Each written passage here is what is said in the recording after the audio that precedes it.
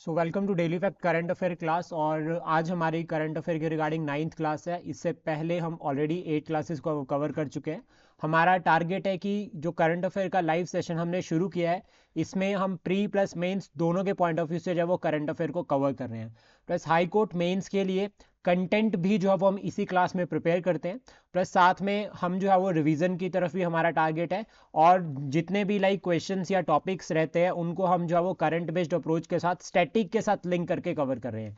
यानी कि ऑलमोस्ट हमारा टारगेट एक तो स्टैटिक जीके पर है कि जिस तरह से जो है वो आपका करंट अफेयर के जो है वो आपके स्टैटिक फैक्ट लिंक होते हैं, जैसे कि हमने क्लासिकल डांसेस को भी डिस्कस किया था। प्लस साथ में हम बात करें, हमने आर्टिकल 371 के बारे में बात की थी। तो इसी तरह से हमारा पूरा टारगेट रहेगा। सोर्सेज की अगर हम बात करें तो हम फॉलो कर रहे हैं न्यूज़पेपर्स को प्लस गवर्नमेंट साइट्स। न्यूज़पेपर्स में अगर हम बात करें तो the Hindu and Indian express. Government sites में अगर हम बात करें तो PIB plus all India radio. अगर आप हमारे साथ हमारी लाइव क्लासेस में जुड़ना चाहते हैं तो आप हमें कॉन्टैक्ट कर सकते हैं on Telegram as well as on WhatsApp. तो सबसे पहले आज की कोई क्लास शुरू करेंगे उससे पहले आपके लिए क्वेश्चन है, आपको बताना है कि आर्टिकल 371 सी में क्या मेंशन है। Article 371 C. Manipur sir, CM Manipur. CM Manipur, okay. और article 371 J. JK Karnataka. J K Karnataka, okay. और article 371 D. Munish sir, article 371 D.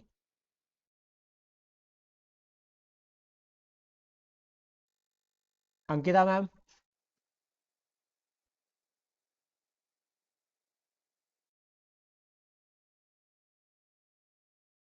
कोई और? आर्टिकल 371 डी में कौन कौन सी स्टेट्स आती है? एक तो आपका आंध्र प्रदेश और आंध्र दूसरा तमिलनाडु, तेलंगाना। तब आंध्र और तेलंगाना सर। आंध्रा और तेलंगाना, ठीक है, तो ध्यान रखना। देन उसके बाद अभी आपको साथ में एक और जो है वो रिवाइज करवाता हूँ with respect to the schedule tribe.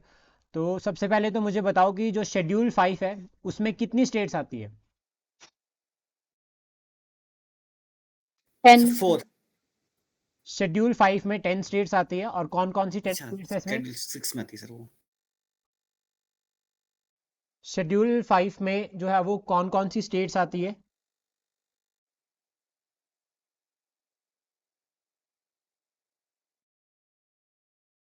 जो हम यहाँ पर ऐसे डिस्कस कर रहे हैं, ठीक है, तो आप इनके ना सर साथ बीच साथ में में। आपकी वॉइस चली गई थी सर। अभी क्लियर है? यस सर, अभी क्लियर सर, दोबारा से बताना सर। शेड्यूल 10 में कितनी स्टेट्स आती है, कौन कौन सी स्टेट्स आती है शेड्यूल 10 में? तो नोट डाउन कर लो इनको साथ के साथ में। शेड्यूल 5 और शेड्यूल 6 दोनों को साथ में कवर करते हैं। सबसे पहले यहां पर आएगी आपकी आंध्र प्रदेश। देन उसके बाद छत्तीसगढ़, फिर गुजरात, छत्तीसगढ़ गुजरात, हिमाचल प्रदेश, झारखंड, 5 होगी ये। देन उसके बाद मध्य प्रदेश, एमपी, यानी कि महाराष्ट्र यहां पर होता है। एमपी, मध्य प्रदेश, महाराष्ट्र, उड़ीसा, राजस्थान और तेलंगाना। उड़ीसा, राजस्थान और तेलंगाना। तो ये टोटल 10 स्टेट्स है जो कि आपका शेड्यूल जो है वो 5 में आती है। शेड्यूल 5 में जो है वो ट्राइबल एरियाज के रिगार्डिंग जो है वो ये शेड्यूल लिंक करता है। और जितने भी ट्राइबल एरियाज है वहां पर एक ट्राइबल एडवाइजरी काउंसिल होती है। ये जो ट्राइबल एडवाइजरी काउंसिल होती है इसमें टोटल जो है वो 20 मेंबर्स होते हैं। 4 जो है वो इसमें नॉमिनेटेड होते हैं जिनको गवर्नर नॉमिनेट करते हैं, और 16 जो है वो यहाँ पर इलेक्टेड होते हैं। ट्राइबल एरियाज में जितने भी लॉज हैं, जितने भी कानून हैं, उन सभी के रिगार्डिंग जो है वो सबसे पहले रिकमेंडेशन जो है वो आपका ये ट्राइबल एडवाइजरी काउंसिल देती है। देन उसके बाद ही जो है वो कोई भी कानून जो है वो ट्राइबल एरिया में लगाया जाता है। तो याद रखना, टोटल इसमें 10 मेंबर्स है और शेड्यूल 5 में आता है। सॉरी, टोटल इसमें 20 मेंबर्स है, 16 जो है वो इलेक्टेड और शेड्यूल जो है वो आपका 5, और टोटल स्टेट्स होगी आपकी 10। देन उसके बाद एक शेड्यूल और आता है, that is 6th schedule. 6th schedule में जब आपकी 4 स्टेट्स आती है, कौन कौन सी स्टेट्स आती है 4 जो है आपकी 6th शेड्यूल में? सर एएमपी टीएम होती है सर, नहीं एएमपीएम होती है, अरुणाचल, मणिपुर और सर असम, मिजोरम एंड मेघालय। मेघालय, असम, मेघालय, मेघालय, मिजोरम मिजोरम, और त्रिपुरा। ये 4 आती है आपकी 6th शेड्यूल के अंडर। और यहां पर 6th शेड्यूल में यहां पर होती है ऑटोनॉमस काउंसिल। तो याद रखना एसी जो है वो 6th शेड्यूल में आ रहा है और ऑटोनॉमस काउंसिल, और इसमें होते हैं 30 मेंबर्स। इसमें भी 4 जो है वो नॉमिनेटेड होते हैं और बाकी जो है वो इलेक्टेड होते हैं। तो याद रखना ऑटोनॉमस काउंसिल जो है वो 6th शेड्यूल में आती है और ट्राइबल एडवाइजरी काउंसिल जो है वो आपका 5th शेड्यूल में आती है। ये काफ़ी इंपॉर्टेंट रहता है। देन एक और जो है वो ट्राइबल एरिया से रिलेटेड एक टर्म जो है वो और फॉलो की जाती है, that is inner line permit. Inner line permit, ILP, inner line permit. कौन कौन सी स्टेट्स इनर लाइन परमिट के अंडर है अभी प्रेजेंट टाइम में? अरुणाचल प्रदेश, ठीक है, याद नागालैंड करो। भी होगी। अरुणाचल प्रदेश, नागालैंड और मणिपुर और मिजोरम। ये 4 जो है वो आपका इनर लाइन परमिट के अंदर आती है। मतलब इन स्टेट्स के रीजन्स में अगर आपको एंट्री करनी है तो यू नीड परमिशन। आपको सबसे पहले परमिशन चाहिए तभी आप अंदर जा पाएंगे। तो इनर लाइन परमिट आपका अरुणाचल प्रदेश, नागालैंड, मणिपुर और मिजोरम, प्लस उसके बाद ऑटोनॉमस 5th शेड्यूल हो गया, 6th शेड्यूल हो गया आपका असम, मेघालय, त्रिपुरा, मिजोरम। और जो आपका 5th शेड्यूल हो गया वो हो गया आपका आंध्र प्रदेश, देन छत्तीसगढ़, गुजरात, हिमाचल प्रदेश, ठीक है, और झारखंड, मध्य प्रदेश, महाराष्ट्र, उड़ीसा, राजस्थान और last one is Telangana. Telangana. तो ये काफ़ी इंपॉर्टेंट रहेंगे, ठीक है। तो याद रखना, इसको करंट बेस्ड लिंक करके हम जो है वो रिवाइज कर सकते हैं। तो आज के फर्स्ट टॉपिक पर चलते हैं। तो सबसे पहला जो टॉपिक रहेगा वो जनरल साइंस से रहेगा और ये काफ़ी इंपॉर्टेंट है, स्पेशली अगर हम बात करें प्री पॉइंट ऑफ व्यू से। Quantum satellite. क्वांटम सैटेलाइट का मतलब ये हो गया कि ऐसी सैटेलाइट्स, मतलब क्वांटम सैटेलाइट्स का सिंपली सेंस में मतलब समझे तो क्वांटम कम्युनिकेशन सैटेलाइट, मतलब जो क्वांटम फिजिक्स को जो है वो यूज करेगी सिग्नल्स को डिटेक्ट करने के लिए। मतलब सिग्नल्स कैच करने के लिए जब जो है वो क्वांटम सैटेलाइट को जो यूज किया जाएगा तो उसको कहा जा रहा है क्वांटम सैटेलाइट। और भारत ने अभी ये टारगेट किया है कि 2 या 3 साल में हम जो है वो क्वांटम सैटेलाइट्स को लॉन्च करने वाले हैं फॉर कम्युनिकेशन। 2 या 3 साल के अंदर हम जो है वो क्या करेंगे, क्वांटम कम्युनिकेशन को प्रमोट करने के लिए क्वांटम सैटेलाइट्स को लेकर आएंगे। तो सिंपल ये याद रखना कि क्वांटम सैटेलाइट्स वो सैटेलाइट्स होती हैं जो क्वांटम फिजिक्स का जो है वो यूज करते हैं टू सिक्योर इट सिग्नल्स, अपने सिग्नल्स को जो है वो सिक्योर करने के लिए। ऑब्जेक्टिव्स अगर हम बात करें तो एक तो सिग्नल सिक्योरिटी प्रमोट करेंगे अगेंस्ट एनी थ्रेट, कि अगर कोई खतरा है, ठीक है, लाइक साइबर अटैक हो गया या कोई भी अदर अटैक हो गया या कोई कम्युनिकेशन में एरर आते हैं, तो उन सभी को एड्रेस करने के लिए जो है वो ये काफ़ी हेल्प करेगा। प्लस साथ में it enable unbreakable encryption through quantum key distribution. मतलब क्वांटम के थ्रू जो है वो जो इंस्क्रिप्शन, लाइक आपका एक तरह से बात करें जैसे कोई भी आप इंस्क्रिप्शन होती है तो अगर उसमें कोई भी जो है वो ब्रेक्स ना आए तो उसके लिए भी क्वांटम को यहाँ पर टारगेट किया गया है। क्वांटम को हम यूज करेंगे, क्वांटम फिजिक्स को, ताकि जो है वो आपके जो जितने भी इंस्क्रिप्शंस है वो पूरे के पूरे प्रॉपर चले विदाउट एनी ब्रेक। तो ये 2 इंपॉर्टेंट यहाँ पर ऑब्जेक्टिव्स है। और भारत ने इसके रिगार्डिंग मिशन भी लॉन्च किया है, नेशनल क्वांटम मिशन, जो कि आपका department of science and technology के अंडर आता है। और कैबिनेट ने इसको अप्रूव किया था 2023 में। 2023 में जो है वो इसको अप्रूव किया था कैबिनेट ने। और ये ₹6000 करोड़ का जो है वो प्रोजेक्ट है। तो याद रखना ₹6000 करोड़ जो है वो का ये प्रोजेक्ट है। और इम्प्लीमेंटेशन का जो टारगेट है वो है 2023 से लेकर 2031 तक। 2031 तक हमारा जो वो टारगेट रहेगा with respect to the national quantum mission.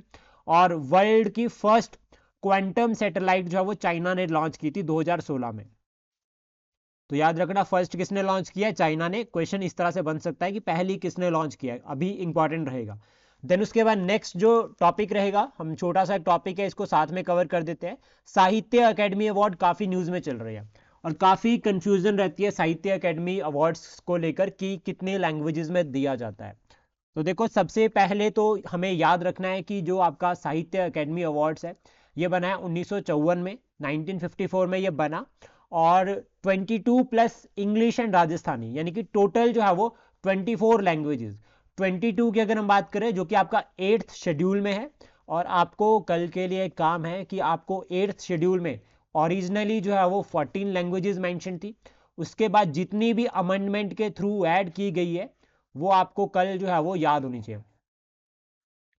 जितनी भी अमेंडमेंट के थ्रू जो है वो आपकी बाद की जो आपकी यहाँ पर 8 जो है वो लैंग्वेजेस ऐड की गई, उनकी अमेंडमेंट भी याद करनी है, कौन से ईयर में कर रखी है, काफ़ी इंपॉर्टेंट रहता है। यूपीएससी सीएससी में ऑलरेडी जो है वो क्वेश्चन बन चुका है, तो ये हमारे लिए काफ़ी इंपॉर्टेंट रहेगा। तो टोटल लैंग्वेजेस याद रखना 24। और अभी जिनको रिसेंटली मिला है उनका नाम क्या था? जिनको अभी रिसेंटली जो है वो साहित्य अकेडमी अवार्ड मिला 2024? सर एस्टराइन कायरे कुछ ऐसा था, हाँ जी बिल्कुल, नागालैंड से। नागालैंड से है जिनको जो है वो अभी जो है वो ये मिला, और काफ़ी इंपॉर्टेंट रहेगा, तो याद रखना ये, ठीक है। देन उसके बाद यहाँ पे जो हमें याद रखना है कि जो ये अकेडमी है, साहित्य अकेडमी अवार्ड्स, जब ये बनाए गए 1954 में, तो इनको रजिस्टर किया गया, रजिस्ट्रेशन जो आपकी सोसाइटी रजिस्ट्रेशन एक्ट है 1860। तो मैच द फॉलोइंग में ये ईयर भी आ जाता है कभी कभी, तो सोसाइटी रजिस्ट्रेशन एक्ट 1960 याद 1860 याद रखना, जिसके अंडर जो है वो आपका जो है वो साहित्य अकेडमी अवार्ड्स को जो है वो रजिस्टर किया गया। हेडक्वार्टर अगर हम बात करें तो वो है न्यू दिल्ली में, और नोडल मिनिस्ट्री की अगर हम बात करें जिसके अंदर जो है वो आपका ये अवार्ड्स कवर होते हैं, that is ministry of culture. तो ये बहुत बेसिक रहेगा विद रिस्पेक्ट टू द साहित्य अकेडमी अवार्ड। तो कितना, कौन से ईयर में बनी है ये साहित्य अकेडमी अवार्ड? जल्दी जल्दी बोलो, कौन से ईयर में कंस्टिट्यूट किए गए? 1954, 1954। और हेडक्वार्टर कहाँ पर है? न्यू दिल्ली। न्यू दिल्ली। और कितनी लैंग्वेजेस में दिया जाता है? 24। कौन कौन सी लैंग्वेजेस है और जो आपका शेड्यूल्ड लैंग्वेज है उसके बाद? इंग्लिश और राजस्थानी। इंग्लिश और राजस्थानी, ठीक है। उसके बाद नेक्स्ट जो करंट अफेयर का टॉपिक रहेगा that is smile project. Smile की फुल फॉर्म या एब्रीवेशन हमें पता होनी चाहिए। तो रिसेंटली ये न्यूज़ में इसलिए है क्योंकि इंडिया और एडीबी ने लोन जो है वो साइन किया है। कितना लोन साइन किया है? $350 मिलियन का यहाँ पर लोन साइन किया है। और टारगेट क्या है कि स्माइल प्रोग्राम को जो है वो और जो है वो बूस्ट करना, मतलब स्माइल प्रोग्राम में जो है वो फंडिंग प्रोवाइड करने के लिए एडीबी और इंडिया ने साइन किया। एडीबी कौन से ईयर में बनाए मनीष सर?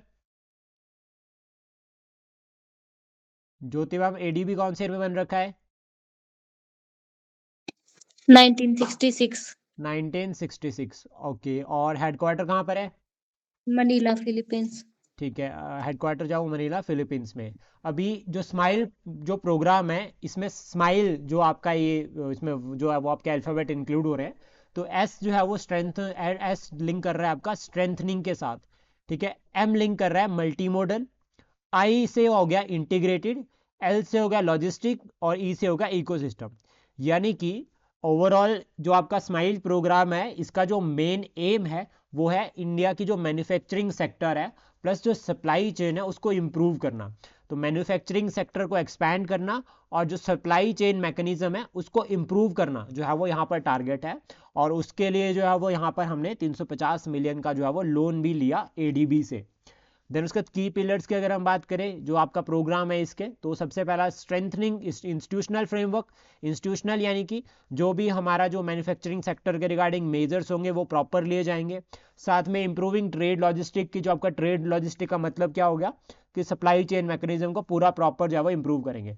प्लस साथ में टारगेट किया जा रहा है कि प्रमोटिंग स्मार्ट लो इमिशन सिस्टम, मतलब हमें मैन्युफैक्चरिंग को इस तरह से प्रमोट करना है कि हम जो है वो उसको इको फ्रेंडली लेकर जाएं, हम इमिशंस कम से कम जो है वो इमिशंस करें, यानी कि कम से कम जो है वो ग्रीन हाउस गैसेज को जनरेट करें। इस तरह से हम इसको समझ सकते हैं। काफ़ी इंपॉर्टेंट रहेगा, याद रखना स्माइल प्रोग्राम। सबसे इंपॉर्टेंट तो यही रहता है कि किससे लिंक करता है, क्योंकि एक स्माइल जो है वो आपका ट्रैफिकिंग के साथ भी लिंक करता है। देन उसके बाद नेक्स्ट जो टॉपिक रहेगा that is national farmers day. National farmers day जो है वो आपका यानी कि किसान दिवस, ये 23 दिसंबर को जो है वो ऑब्जर्व किया जाता है। और आपका जो हमारे यहाँ पर SH, ये इसको करेक्ट कर लेना, SHRI होगा यहाँ पर। ये श्री चौधरी स्वर्ण सिंह हमारे फॉर्मर प्राइम मिनिस्टर थे। ये 1979 में जो है वो ये प्राइम मिनिस्टर बने थे, भारत के 5th प्राइम मिनिस्टर। तो याद रखना 5th प्राइम मिनिस्टर ये बने थे 1979 में। और इन्होंने काफ़ी सारे इनिशिएटिव जो है वो हमारे एग्रीकल्चर सेक्टर के लिए लिए। तो इसके रिगार्डिंग जो है वो इनको जो है वो इनका जो बर्थडे है वो हम जो है वो किसान दिवस के रूप में मनाते हैं।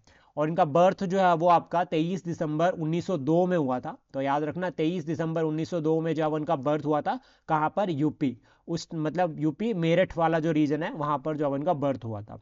और ये 5th प्राइम मिनिस्टर भारत के बने। इससे पहले ये उत्तर प्रदेश के सीएम बन चुके थे 2 बार। तो याद रखना यूपी के सीएम प्लस डिप्टी सीएम भी बने हैं ये 90 डिप्टी पीएम 1979 में डिप्टी पीएम भी बने हैं और प्राइम मिनिस्टर भी बने हैं, 5th prime minister.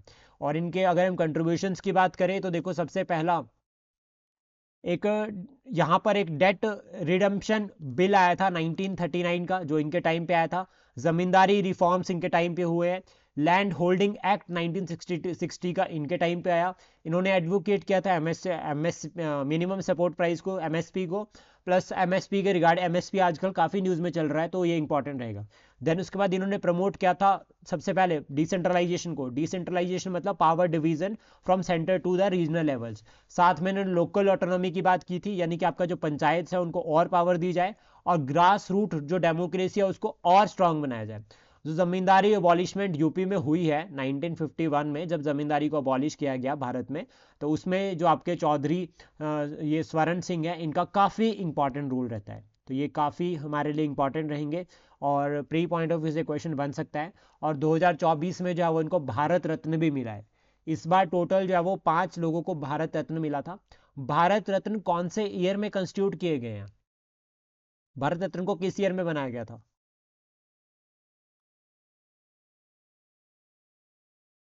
Bharat Ratna जो है वो 1954 में। फर्स्ट किसको मिल रखा है? फर्स्ट भारत रत्न जो रिसिप्टेंट थे वो कौन थे? 3 लोग थे sir. CV Raman, CV Raman, Radha Krishnan, ठीक है, सर्वपल्ली राधाकृष्णन। सीवी रमन, सर्वपल्ली राधाकृष्णन, एक हो रहा है।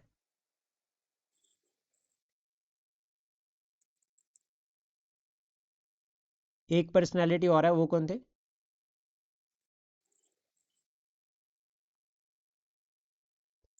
बहुत सर याद नहीं आ रहा। नहीं नहीं मैम, याद आएगा, अब पढ़ा है हमने क्योंकि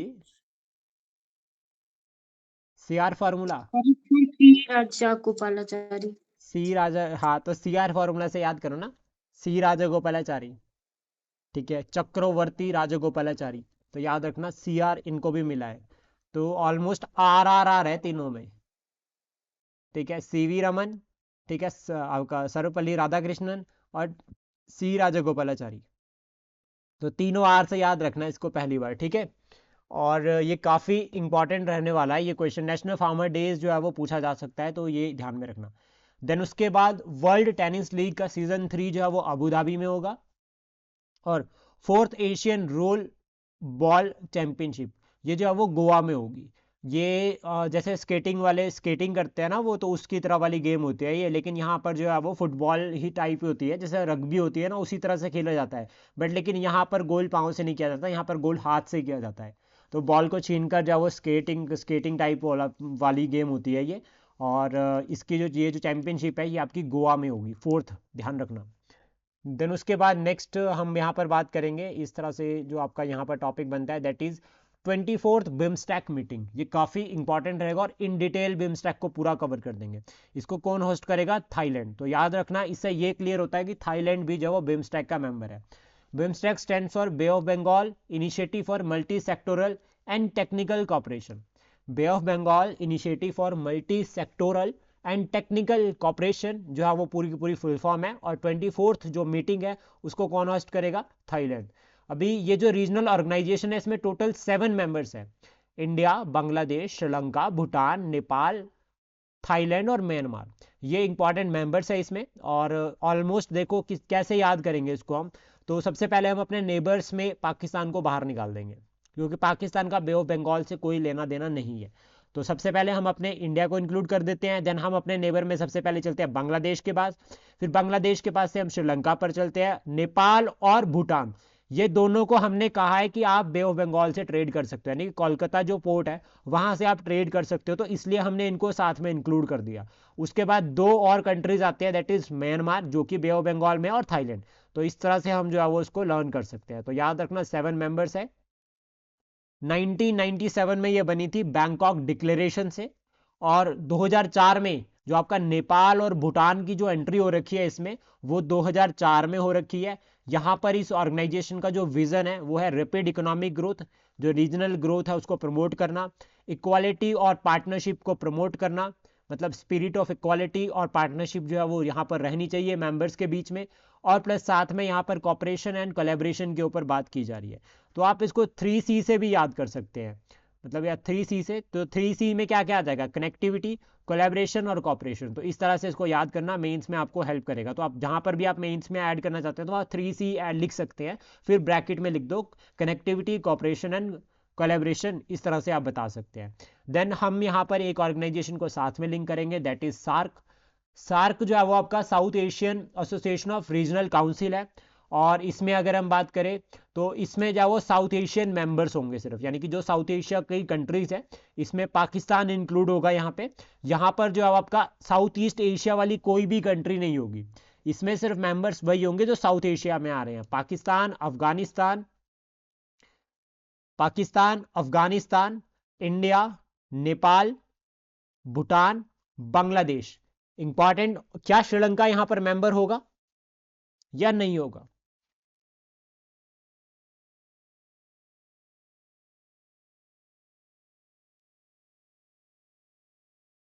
याद रखना ये काफी इंपॉर्टेंट रहता है।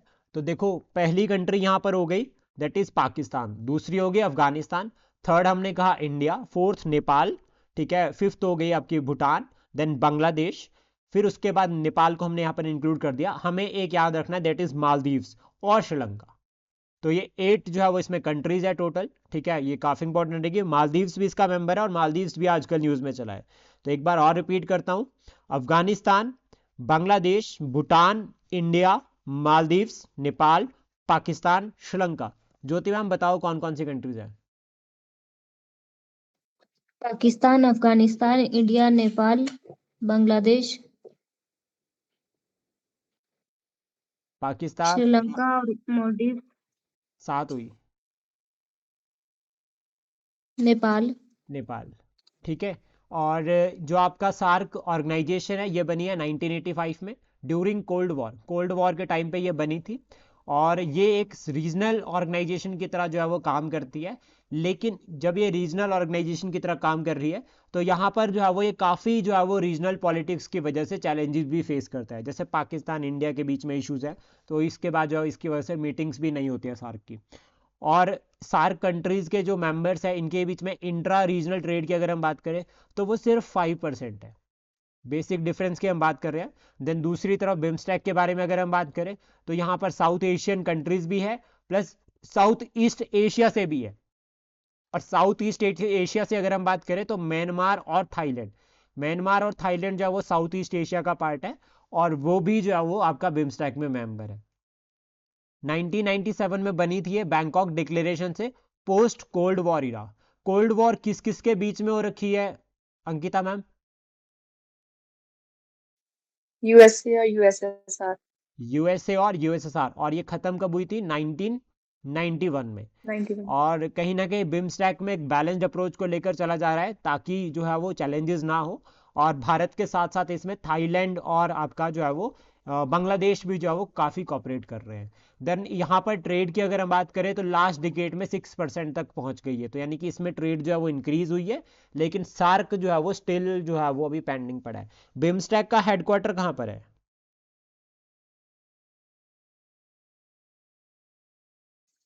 काठमांडू, नेपाल। और सार्क का? भूटान। हाँ भूटान है ना। कितनी बार पढ़ा है क्लास में? ढाका, ढाका। बांग्लादेश ढाका, हाँ याद रखना बांग्लादेश में है, ठीक है। देन उसके बाद जो नेक्स्ट टॉपिक रहेगा हमारा वो लिंक करता है एक तरह से नॉर्थ ईस्ट के साथ, और ये भी काफ़ी इंपॉर्टेंट रहेगा, स्पेशली अगर हम बात करें नॉर्थ ईस्ट के रिगार्डिंग। तो नॉर्थ ईस्ट में सबसे पहले तो हम बात करेंगे न्यूज़ में क्यों है। तो अभी रिसेंटली जो है वो नॉर्थ ईस्ट जो आपकी काउंसिल है, नॉर्थ ईस्टर्न काउंसिल, उनकी एक मीटिंग हुई और इस मीटिंग को चेयर किया हमारे जो यूनियन होम मिनिस्टर है अमित शाह जी, उन्होंने।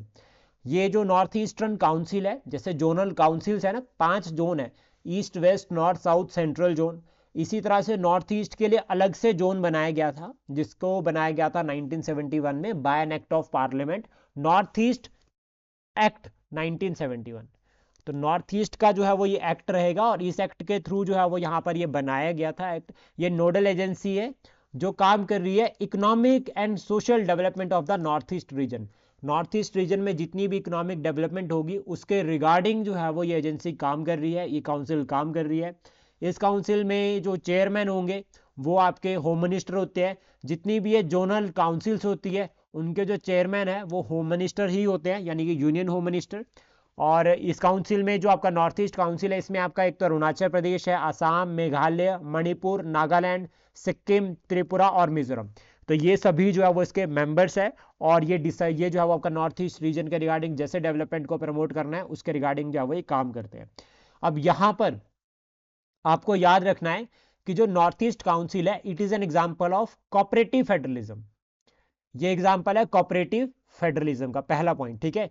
याद रखना कि ये किसका एग्जाम्पल है, कोऑपरेटिव फेडरलिज्म। फिर उसके बाद मुझे बताओ कि क्या north east council constitutional body है या नहीं है।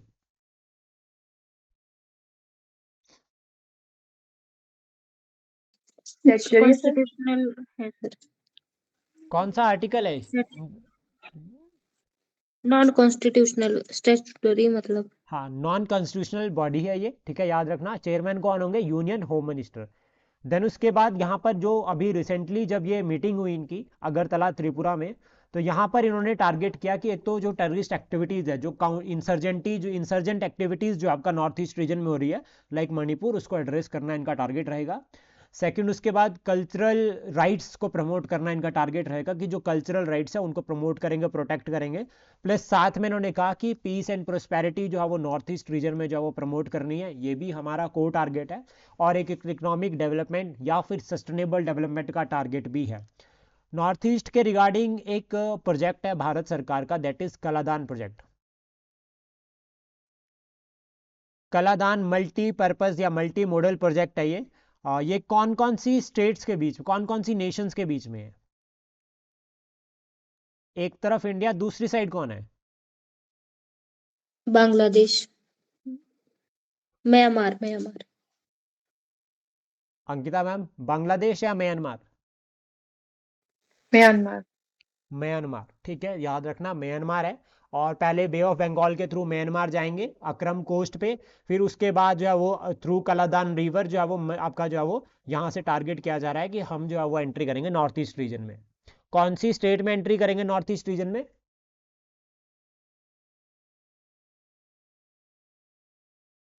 मिजोरम,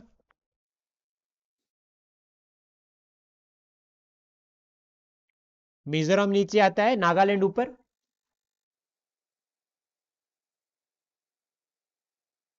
जल्दी बोलो। हाँ जी सर, नागालैंड ऊपर, फिर मिजोरम, फिर मणिपुर। ठीक है, तो जल्दी जल्दी आंसर दिया करो ना मैम, तो थोड़ा ठीक रहता है। काफ़ी इंपॉर्टेंट रहेगा ये, तो याद रखना, ठीक है। जो नॉर्थ ईस्ट में अगर हम बात करते हैं तो नागालैंड जो है वो ऊपर आता है, फिर मणिपुर आता है, फिर उसके बाद मिजोरम आता है। तो मिजोरम में जो है वो कनेक्टिविटी प्रोवाइड की जाएगी। ये कुछ इस तरह से बनेगा। अगर हम बात करें यहाँ पर तो ये बे ऑफ बंगाल हो गई यहाँ पे इस तरह से। तो ये बे ऑफ बंगाल आपका यहाँ पर इस वाले रीजन में म्यांमार में पहुँच गई, यहाँ पर है जो आपका अराकन, यहाँ पर जो माउंटेन रेंज होती है। फिर उसका यहाँ से ऊपर को रिवर जाती है कलादान रिवर। वो कलादान रिवर जो आपका इंडिया और म्यांमार के बीच में बॉर्डर बनाती है और मिजोरम स्टेट जो है वो वहां पर एंट्री करेगी। तो इस तरह से जो है हम नॉर्थ ईस्ट रीजन में एक और न्यू वे के थ्रू जो है एंट्री करेंगे। काफी इंपॉर्टेंट रहेगा ये टॉपिक, तो याद रखना। ये काउंसिल को कौन चेयर करता है? Home minister. Union home minister. Home minister से खाली नहीं बनेगा क्योंकि स्टेट के होम मिनिस्टर भी होते हैं, तो फिर वो कंफ्यूजन बन जाता है, ठीक है। देन उसके बाद नेक्स्ट हम बात करेंगे, ये जनरल साइंस का टॉपिक है और काफ़ी इंपॉर्टेंट भी रहता है topic, that is non communicable disease. Non communicable disease या फिर इनको क्रोनिक डिजीज भी कहा जाता है, ऐसी डिजीज जो एक पर्सन से दूसरे पर्सन में ट्रांसमिट नहीं होती है, पहला पॉइंट तो याद रखना। नॉन कम्युनिकेबल डिजीज वो डिजीज होती है जो एक पर्सन से दूसरे पर्सन में स्प्रेड या जो है वो उनका जो है वो ट्रांसमिशन नहीं होगा। मुझे एक ऐसी डिजीज के बारे में बताओ जो एक पर्सन से दूसरे पर्सन में हो जाती है, मतलब कोरोना। ट्रांसमिशन हो जाता है। मुझे पता था मैम आप कोविड-19 ही बोलने वाले हो। कोई और डिजीज? वो टीबी। वायरल इन्फेक्शन जितने भी होते हैं जनरली, जितने भी आपके वायरल इन्फेक्शंस होते हैं वो ऑलमोस्ट जो है वो एक पर्सन से दूसरे पर्सन में स्प्रेड हो जाते हैं। और यहाँ पर जो इम्पॉर्टेंट रहता है, पहले जो हम की पॉइंट्स बात करेंगे, तो देखो जेनेटिक कौन कौन से फैक्टर्स जो है वो रिस्पॉन्सिबल रहते हैं regarding the non communicable disease. तो यहाँ पर जेनेटिक रहता है। जेनेटिक का मुझे एक एग्जांपल बताओ कि जो जेनेटिकली जो है वो डिजीज स्प्रेड हो रही है, डिजीज ट्रांसमिशन हो रहा है one person to another. Like ऐसा होता है कि पेरेंट्स को है तो बच्चों को होने के चांसेस काफी रहते हैं। जेनेटिक डिजीज का कोई एग्जांपल? Colour blindness? कोई और? Sickle cell disease sickle cell anaemia? तो और ये बिल्कुल HIV भी। हाँ जी एड्स HIV। ठीक है। तो उसके बाद यहाँ पर बिहेवियर चेंज, एनवायरनमेंट में भी अगर कोई चेंजेस आते हैं तो उसकी वजह से भी, और बिहेवियर फैक्टर, ये कुछ इंपॉर्टेंट रहते हैं। रीजंस क्या है क्यों जो है वो आपका ये नॉन कम्युनिकेबल डिजीज को इतना जो है वो अभी न्यूज में हाईलाइट किया गया, वो भी हम देखेंगे। प्लस यहाँ पर याद रखना एक तो anti microbial resistance, AMR। AMR जो है वो एंटी माइक्रोबियल रेजिस्टेंस, यानी कि जब हम एंटीबायोटिक्स खाते हैं और हम रेगुलरली जो है वो एंटीबायोटिक्स ले रहे हैं अगेंस्ट द डिजीज या अगेंस्ट द पैथोजन, तो फिर पैथोजन को क्या है, पैथोजन जो है वो रजिस्ट कर जाता है उस वो आपका जो AMR जो आपके एंटीबायोटिक्स है उसको, देन एंटीबायोटिक्स का असर कम हो जाता है। तो जब डॉक्टर ये कहें कि एंटीबायोटिक्स काम नहीं कर रही है, तो क्लियरली ये समझ जाओ कि पैथोजन जो है वो रजिस्ट कर गया है, और उस प्रोसेस को कहा जाता है एंटी माइक्रोबियल रेजिस्टेंस। प्लस एक तो ये कारण हो गया इसका। दूसरा टॉक्सिक सब्सटेंसेस, टॉक्सिक सब्सटेंसेस मतलब जैसे टोबैको हो गया, आप ड्रिंक कर रहे हो तो इन सब की केमिकल्स हो गया, इनकी वजह से भी जो है वो आपका रीजन है ये। और जेनेटिक भी रहता है जिसकी वजह से जो आपका नॉन कम्युनिकेबल डिजीज जो है वो होती है। अभी डाटा याद रखना है मेंस के लिए। तो जो आपका ये नॉन कम्युनिकेबल डिजीज है, 74% डेथ जो है वो ग्लोबली इनकी वजह से हो रही है। तो कोविड-19 से तो ऐसे ही डर रहे थे लोग, असली तो डर इनसे डरना चाहिए। 74% डेथ जो है वो आपका इन्हीं की वजह से हो रही है। और आज के टाइम पे अगर आप देखोगे तो पुराने पुराने बुजुर्ग की जो डेथ हो रही है वो मेनली जो है वो यही कहा जाता है कि उनको ये गले का कैंसर था, इनको बोन कैंसर था, ठीक है, या फिर कोई और कैंसर समवेयर, ऐसा ही चल रहा है। तो 74% डेथ जो है वो globally due to non communicable disease.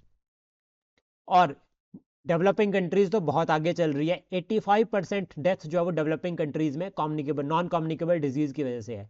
अब मुझे बताओ कि 85% डेथ क्यों हो रही है आपका डेवलपिंग कंट्रीज में, इतना ज्यादा क्यों डेथ यहां पर देखी जा रही है, specially in case of developing country? Globally भी ये कारण हो सकते हैं। अंकिता मैम? सर वहाँ पे ओल्ड एज पर्सन ज्यादा है। एक तो ये हो तो गया ma'am. Suppose that developing country like India, developing की बात की जा रही है तो इंडिया के पास यंग नेशन है, यंग जनरेशन है, sorry, India is a young nation और ऑलमोस्ट हमारे पास यंग जनरेशन है। तो हमारे यहाँ पर तो ये थोड़ा वैलिड नहीं हुआ, थोड़ा सोच कर बताओ। अंकिता मैम?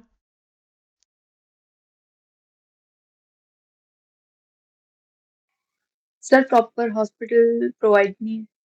अभी ठीक है, देखो अब क्या है, आपने हॉस्पिटल बोला ना, अब हॉस्पिटल नहीं बोला, इम्प्रॉपर, प्रॉपर भी नहीं बोला, इम्प्रॉपर हेल्थ इंफ्रास्ट्रक्चर या इनएडिक्वेट हेल्थ इंफ्रास्ट्रक्चर। हेल्थ इंफ्रास्ट्रक्चर हमारे पास उतना अच्छा नहीं है। फिर आप यहाँ पर डाटा ऐड करो कि according to the WHO norm एक डॉक्टर जो है वो 900 पेशेंट्स के ऊपर होना चाहिए, मतलब 900 पेशेंट्स के लिए एक डॉक्टर। लेकिन यहाँ पर क्या है, भारत में 2000 में एक डॉक्टर है। तो हमारे पास डॉक्टर स्टाफ, मेडिकल स्टाफ भी जो है वो उतना प्रॉपर नहीं है। हमारे पास जो मेडिकल इक्विपमेंट्स है वो प्रॉपर नहीं है। थर्ड पॉइंट आप बता सकते हैं कि हमारे जो भारतीय लोग हैं वो प्रॉपर अवेयर नहीं है, उनको लगता है कि सिर में दर्द हो रही है तो बस मेडिसिन लो, डिस्प्रिन लो, काम खत्म। रेगुलर अगर सिर में दर्द हो तो वो जाते ही नहीं दवाई लेने के लिए। तो हमारी जो इग्नोरेंस है वो भी एक कारण है जिसकी वजह से जो आपका नॉन कम्युनिकेबल डिजीज जो है वो स्प्रेड हो रही है। मेजर्स की अगर हम बात करें तो सबसे पहला तो यह है कि टोबैको यूज को बंद करने का यहाँ पर टारगेट है कि जो टोबैको का यूज किया जाता है, क्योंकि कहीं ना कहीं ये कार्सिनोजेनिक जो है वो सब्सटेंसेस के लिए रिस्पॉन्सिबल रहता है। कार्सिनोजेनिक का मतलब हो गया कि जो ऐसे सब्सटेंसेस जो कैंसर के लिए रिस्पॉन्सिबल है। प्लस साथ में यहाँ पर ऑर्गेनिक फार्मिंग को प्रमोट करने की बात की जा रही है ताकि केमिकल्स को अवॉइड किया जा सके। और इसके रिगार्डिंग मैं आपको बताना चाहूँगा कि सरहद कनाल के बारे में सुना है किसी ने? सरहद कनाल जो आपकी हरियाणा पंजाब वाले बॉर्डर से राजस्थान को क्रॉस कर रही है। एक तो इंदिरा गांधी कनाल हो गया ना, उसके साथ में एक दूसरी कनाल भी आती है। एवरेज ही बता देता हूँ, इंदिरा गांधी कनाल और ये जो आपका ग्रीन रेवोल्यूशन वाला जो रीजन था ना पंजाब में, यहाँ पर इतने केमिकल्स का यूज किया गया कि यहाँ पे ना इस बेल्ट को कैंसर बेल्ट ऑफ इंडिया कहा जाता है। यहाँ पे आपको 10 में से 8 लोग कैंसर के मिलेंगे। कैंसर बेल्ट ऑफ इंडिया, तो टाटा वालों ने कैंसर हॉस्पिटल भी यहाँ पर इस रीजन में बना रखा है ड्यू टू द केमिकल्स, कि इतने सारे केमिकल्स ग्रीन रेवोल्यूशन के टाइम पे यूज हुए कि आज उस रीजन में जो है वो आपको पेशेंट्स इतने ज़्यादा देखने को मिलते हैं। देन उसके बाद WHO के अकॉर्डिंग, WHO ने यहाँ पर एक इनिशिएटिव ले रखा है, global action plan for NDC, यानी कि आपका नॉन कम्युनिकेबल डिजीज, जिसको उन्हें कम करना है 2030 तक। यानी कि WHO का टारगेट है कि हम जो है वो नॉन कम्युनिकेबल डिजीज का बर्डन जो है वो कम करेंगे। अभी मेंस में आप सिमिलर इस तरह का जो हमने पूरा डिस्कस किया, आप इस तरह से जो है वो फ्लो चार्ट बना सकते हैं और इसी को बना सकते हैं। ये PIB में मेंशन था, जो आपका प्रेस इंफॉर्मेशन ब्यूरो है वहाँ पर जो है वो मेंशन था, डायरेक्ट वहाँ से उठाया, तो काफ़ी इंपॉर्टेंट रहेगा और इसको आप एज इट इज़ ऐसा बना सकते हैं पेपर में। देन उसके बाद जो नेक्स्ट हमारा जो टॉपिक रहेगा, लास्ट टॉपिक रहेगा आज का, वो है India state of forest report 2023। India state of forest report 2023, तो इसको कौन रिलीज करता है? Forest survey of India. Forest survey of India जो है वो इसको रिलीज करता है 1987 से। 1987 में पहली बार रिलीज की गई थी, उसके बाद से जो है वो 2 साल में एक बार जो है वो ये रिपोर्ट आती है। तो याद रखना 2021 की रिपोर्ट आई थी पहले, अब जो है वो 2023 की। जहां पे भी आपको एनवायरमेंट के रिगार्डिंग डाटा ऐड करना है, उस केस में आपका India state of forest report काफ़ी इंपॉर्टेंट हो जाती है। तो आप 2023 वाला ही डाटा जो है वो आप ऐड करना।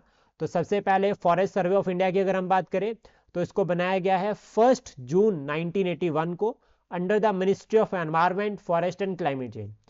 Ministry of environment forest and climate change कौन सी ईयर में बनी है? ये ministry of environment forest and climate change, Jyoti ma'am.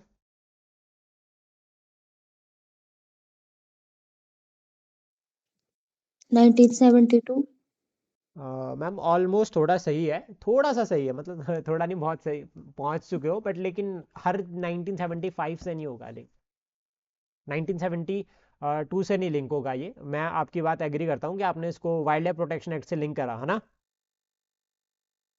हाँ जी सर। 1985 एनवायरमेंटल प्रोटेक्शन एक्ट से इसको लिंक करना, 1986 वाला, लेकिन उससे एक साल पहले चल जाना। एनवायरमेंटल प्रोटेक्शन एक्ट से आप क्योंकि minister of environment forest and climate change है, तो एनवायरमेंट वाले एक्ट से लिंक करना है इसको, तब ये याद रह जाएगी, लेकिन एक साल पहले चल जाना 1985। तो ministry of environment forest and climate change जो है वो एस्टेब्लिश हो रखी है आपकी 1985 में, इंपॉर्टेंट रहेगा, ठीक है, ध्यान में रखना। देन उसके बाद यहाँ पर जो इसका काम है मेनली अगर हम बात करें, objective to assist and monitor the forest resources, कि जितने भी आपके फॉरेस्ट रिसोर्सेज रहते हैं उनको प्रॉपर जो है वो मॉनिटर करती है, असिस्ट करती है सरकार को, और रिपोर्ट्स भी प्रिपेयर करती है। FSI यानी कि फॉरेस्ट सर्वे ऑफ इंडिया का जो हेडक्वार्टर है वो है देहरादून में। यहाँ पर इनके 4 रीजनल हेडक्वार्टर भी है, एक शिमला में है, कोलकाता में है, नागपुर में है और बेंगलोर में। तो ये 4 है, इंपॉर्टेंट रहेंगे, और हेडक्वार्टर जो है वो देहरादून। HAS में लास्ट ईयर क्वेश्चन आ रखा है with respect to the Dehradun, लेकिन उसका जो आंसर था दैट इज हैदराबाद। तो इस तरह से क्वेश्चन बन जाते हैं एग्जाम में, काफी इंपॉर्टेंट रहता है। देन उसके बाद ईस्टर्न जोन भी है इनका एक, या सब ईस्टर्न जो जोन है उसके लिए इनका एक सब सेंटर भी है जो आपका बुर्नियत में यानी कि मेघालय में है। तो याद रखना इनका एक सब सेंटर जो आपका मेघालय में भी है। रिपोर्ट की अगर हम बात करें जो हमारे लिए इंपॉर्टेंट रहेगी एग्जाम पॉइंट ऑफ व्यू से, तो रिपोर्ट को पूरा डिस्कस करते हैं इन डिटेल। तो 2 साल में जो है वो ये रिपोर्ट प्रिपेयर की जाती है, और इस बार जो ये रिपोर्ट लॉन्च की ये 18th रिपोर्ट है। अब रिपोर्ट में क्या क्या इंक्लूड हो रहा है, एक तो फॉरेस्ट कवर इंक्लूड हो रहा है, ट्री कवर इंक्लूड हो रहा है, मैंग्रोव कवर इंक्लूड हो रहा है और कार्बन स्टॉक जो है वो इंक्लूड हो रहा है। तो याद रखना बेसिक जो है वो यहाँ पर 4 चीजें इंक्लूड हो रही है। एक तो कितना फॉरेस्ट कवर है हमारा, कितना ट्री कवर है हमारा, कितना मैंग्रोव कवर है हमारा और कितना जो है वो कार्बन स्टॉक है हमारे पास। तो अकॉर्डिंग टू द रिपोर्ट जो हमारा यहाँ पर ट्री कवर है, फॉरेस्ट एंड ट्री कवर जो ऑफ इंडिया वो कितना है 25.17%। फॉरेस्ट एंड ट्री कवर जिसमें से 21.76% जो है वो फॉरेस्ट कवर है और जो 3.41% है दैट इज ट्री कवर। तो फॉरेस्ट कवर का मतलब क्या होगा कि कितने एरिया में जो है वो जंगल स्प्रेड है, ठीक है। लेकिन उसके बाद ट्री कवर का मतलब ये हो गया कि कितना पार्ट है इंडिया का जिसमें जो वो ट्री से कवर हो रखा है, मतलब वहां सिर्फ पेड़ ही है। जंगल तो 2 तरह का होता है, शर्ब्स वगैरह भी आपको देखने को मिलेगी, लेकिन यहां पर जो आपका ट्री कवर में बात की जा रही है सिर्फ पेड़ों के बारे में। देन उसके बाद यहां पर कहा गया है कि 2021 की असेसमेंट के अकॉर्डिंग फॉरेस्ट कवर इंक्रीज हो रखा है और ऑलमोस्ट जो टॉप जो हमारी 4 स्टेट्स है, यानी कि जो आपकी 4 मेन स्टेट्स आती है जो टॉप लेवल पर आ रही है, जहां पर जो है वो फॉरेस्ट कवर और फॉरेस्ट जो आपका ट्री कवर है, forest cover and tree cover increase हुआ है। छत्तीसगढ़, उत्तर प्रदेश, उड़ीसा और राजस्थान। राजस्थान में क्या है, कौन सा डेजर्ट है राजस्थान में, क्या नाम है राजस्थान में जो डेजर्ट है? Thar. Thar desert, great Thar desert, Indian Thar desert. अभी थार डेजर्ट के बारे में पहला तो पॉइंट याद रखना, it also extended into Pakistan. तो ये पाकिस्तान में भी एक्सटेंडेड है, पहला पॉइंट। और डेजर्ट को हम बोल रहे हैं कि यहाँ पे फॉरेस्ट कवर इंक्रीज हुआ है, तो दैट मीन्स कहीं ना कहीं जो आपका अरावली रीजन है राजस्थान का, वहां पर अभी फॉरेस्ट कवर इंक्रीज होने लगा है। तो ये काफी इंपॉर्टेंट रहेगा। और राजस्थान में बारिश भी जो है वो काफी देखी जा रही है due to the climate change. Rajasthan में काफी बारिश हो रही है। और वहीं अगर हम बात करें जो हमारी यहाँ पर नॉर्दर्न जो स्टेट्स है, नॉर्थ वेस्टर्न जो स्टेट्स है, वहां पर जो है वो सूखा देखा जा रहा है। यानी कि पंजाब, हरियाणा, दिल्ली और हिमाचल प्रदेश, यहाँ पर कम बारिश हो रही है, ड्रफ लाइक कंडीशंस बन रही है, या फिर यहाँ पर एक्सट्रीम जो आपका मैसिव लेवल के फ्लड लाइक कंडीशन बन रही है। लेकिन फ्लड्स की वजह से भी डेजर्ट बनते हैं, याद रखना, फ्लड्स की वजह से भी डेजर्ट बनते हैं। और सेकंड उसके बाद यह है कि राजस्थान में फॉरेस्ट कवर इंक्रीज हो रहा है। तो 4 स्टेट्स जहां पर इंक्रीज हो रहा है, पहली Chhattisgarh, then second Uttar Pradesh, third Orissa और फोर्थ हो गया आपकी राजस्थान। उसके बाद टॉप 3 स्टेट्स जहां पर जो वो मैक्सिमम जो आपका फॉरेस्ट कवर है वो इंक्रीज हुआ है, ठीक है। यहां पर सबसे पहले जो आपकी आती है वो आती है, देखो ट्री कवर के रिगार्डिंग ओवरऑल में बात की जा रही है, छत्तीसगढ़, यूपी, उड़ीसा और राजस्थान। यहां पर बात की जा रही है फॉरेस्ट कवर के रिगार्डिंग, तो मिजोरम, गुजरात और उड़ीसा, इसमें जो वो मैक्सिमम इंक्रीज देखा गया इस बार। एरिया वाइज अगर हम बात करें कि कौन सी जो है वो टॉप 3 स्टेट्स आ रही है with largest forest cover and tree cover, जहां पर फॉरेस्ट भी सबसे ज्यादा है और ट्रीज भी सबसे ज्यादा है, ट्री कवर भी सबसे ज्यादा है। तो सबसे पहले आते हैं मध्य प्रदेश, सेकंड आपका अरुणाचल प्रदेश एंड थर्ड महाराष्ट्र। ये काफी इंपॉर्टेंट रहेगा सीक्वेंस, तो याद रखना कि जो आपकी टॉप 3 स्टेट्स है with largest forest area and largest tree cover, Madhya Pradesh, then second Arunachal Pradesh और थर्ड होगी महाराष्ट्र। उसके बाद यहां पे जो आपकी area wise top 3 states having largest forest cover, जिनके पास फॉरेस्ट कवर है। पहले हमने बात की थी लार्जेस्ट फॉरेस्ट कवर और ट्री कवर दोनों, लेकिन एरिया वाइज में अब हम दोनों की, ये सिर्फ एक फॉरेस्ट कवर की बात कर रहे हैं। तो मध्य प्रदेश, अरुणाचल प्रदेश और छत्तीसगढ़, ये तीनों हो गई। तो मध्य प्रदेश जो है वो दोनों में ही टॉप करता है, फॉरेस्ट में भी और ट्री में भी। Then in term of percentage के अकॉर्डिंग फॉरेस्ट जो हमारा कवर है with respect to their geographical area, मतलब जितना उसके पास ज्योग्राफिकल एरिया है उसके अकॉर्डिंग उसके पास कितना फॉरेस्ट कवर है, उसको परसेंटेज में हमने बात की। तो लक्षद्वीप के पास सबसे कम एरिया है लेकिन उसके पास सबसे ज्यादा फॉरेस्ट है। उसके बाद सेकंड नंबर पे आता है मिजोरम और थर्ड नंबर पे आता है अंडमान निकोबार। तो याद रखना लक्षद्वीप जो वो पहले पर आ रहा है, देन उसके बाद मिजोरम, फिर आता है आपका अंडमान एंड निकोबार, ये भी काफी इंपॉर्टेंट रहेगा। फिर उसके बाद यहाँ पर जो ओवरऑल एक कैलकुलेशन की गई, ये आपका 19 स्टेट्स यूनियन टेरिटरीज में बताया गया और इसमें ये कहा गया कि 33% ऑफ द ज्योग्राफिकल एरिया जो है वो आपका इन्हीं स्टेट्स के अंडर कवर हो रहा है इंडिया का। 19 स्टेट्स एंड यूनियन टेरिटरीज जिनके पास 33% एरिया आता है आउट ऑफ दीज इनमें से 8 स्टेट्स और कुछ यूनियन टेरिटरीज, मतलब स्टेट्स की अगर हम बात करें, यूनियन टेरिटरीज की अगर हम बात करें, मिजोरम, लक्षद्वीप, अंडमान निकोबार, अरुणाचल प्रदेश, नागालैंड, मेघालय, त्रिपुरा एंड मणिपुर, इसमें जो फॉरेस्ट कवर है वो अबव 75% है। यानी कि कुछ स्टेट्स और यूनियन टेरिटरी जिनके पास अभी भी फॉरेस्ट कवर कितना है, वो 75% से ऊपर है, और हमारे पास कितना है 27%। हिमाचल प्रदेश के पास अप्रोक्सीमेटली 27% है, और हमारा टारगेट है कि हमें 30% करना है 2030 तक। हिमाचल की जो फॉरेस्ट सर्वे वाली जो रिपोर्ट है 2023 की, उसको भी पूरा डिस्कस में डिटेल, मतलब पूरा डिटेल में डिस्कस करेंगे अलग से, जब हम हिमाचल के करंट पढ़ेंगे, या फिर जब हिमाचल में जो है वो फॉरेस्ट सेक्शन को हम कवर करेंगे। देन उसके बाद जो हमें यहाँ पर याद रखना है, दैट इज मैंग्रोव एरिया। तो मैंग्रोव कवर जो भारत का अगर हम बात करें तो वो है आपका 4992 स्क्वायर किलोमीटर अप्रोक्सीमेटली। क्या होते हैं मैंग्रोव? मैंग्रोव्स कौन से जो है वो आपके एक तरह से ट्रीज या फॉरेस्ट होते हैं? What do you understand by mangroves?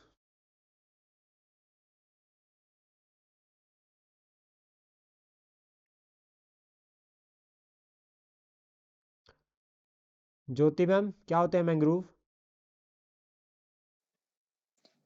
Mangrove sir shrubs होते हैं जो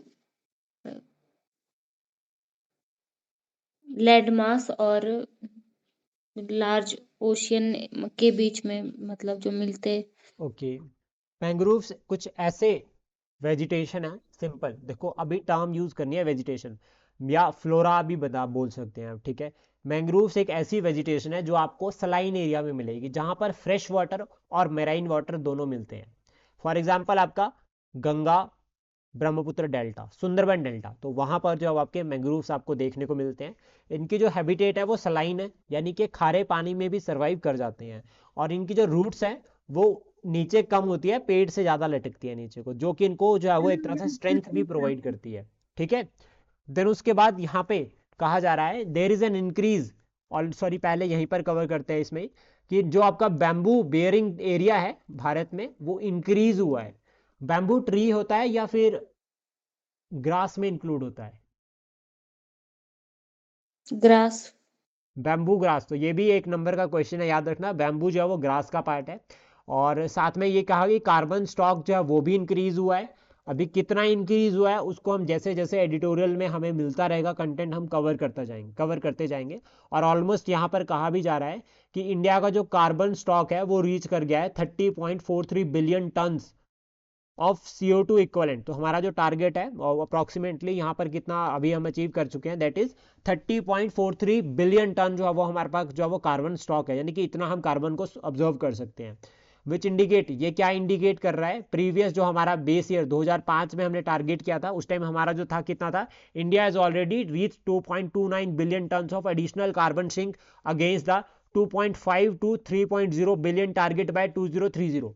अब इसका मतलब क्या हुआ, देखो सिंपल आपको इसको समझाऊं तो ये कि जैसे सबसे पहले तो कार्बन स्टॉक का मतलब क्या हो गया, ऐसा देखो हमारे जो प्लांट्स है, ठीक है, जो स्नो हो गया या पेड़ पौधे हो गए, ये कार्बन को ऑब्जर्व करता है, क्योंकि कार्बन डाइऑक्साइड को लेते हैं और ऑक्सीजन को छोड़ते हैं। तो दैट मीन्स ये क्या कर रहे हैं, कार्बन को ऑब्जर्व कर रहे हैं। तो जितने भी जो आपके पेड़ पौधे हो गए या स्नो हो गया जो कार्बन को ऑब्जर्व कर रहे हैं, that is your carbon stock. और इसको कार्बन सिंक भी कहा जाता है, नेचुरल कार्बन सिंक कहा जाता है, जो कि कार्बन को ऑब्जर्व करते हैं, जो कार्बन डाइऑक्साइड को ऑब्जर्व करते हैं। तो इसमें आपका देखो मैंग्रोव्स आते हैं, ओशियन आते हैं, स्नो इसमें इंक्लूड होती है। तो इस तरह से हम इसको लिंक करके बता सकते हैं। तो हमने जो टारगेट रखा है कि हमें जो है वो 2.5 से लेकर 3.0 बिलियन तक जो है वो कार्बन सिंक को जो है वो एडिशनली टारगेट रखा है कि 2030 तक जो है वो अचीव करना है। लेकिन भारत का जो टारगेट है वो अभी कितना पहुंच गया है, 2.29%। अब इसका मतलब क्या हुआ, ये क्यों हो रहा है, क्योंकि देखो फॉरेस्ट कवर इंक्रीज हो रहा है। फॉरेस्ट कवर इंक्रीज हो रहा है मतलब ज्यादा पेड़ होंगे तो वो ज्यादा कार्बन डाइऑक्साइड को ऑब्जर्व करेंगे। तो दैट मीन्स हम इजीली कह सकते हैं कि जो कार्बन को ऑब्जर्व करने का जो हमारी सिंक है वो इंक्रीज हो रही है। तो ये हमारी आज की क्लास थी ऑलमोस्ट पूरी, विद रिस्पेक्ट लाइक हमने जो इंपॉर्टेंट टॉपिक्स थे न्यूज़पेपर में उसको कवर किया। और एडिटोरियल्स भी जो है वो अब जल्दी आपको देखने को मिलेंगे विद रिस्पेक्ट टू द आपका जो ये फॉरेस्ट रिपोर्ट अभी आज रिलीज हुई, तो इसके रिगार्डिंग काफ़ी सारे जो आपके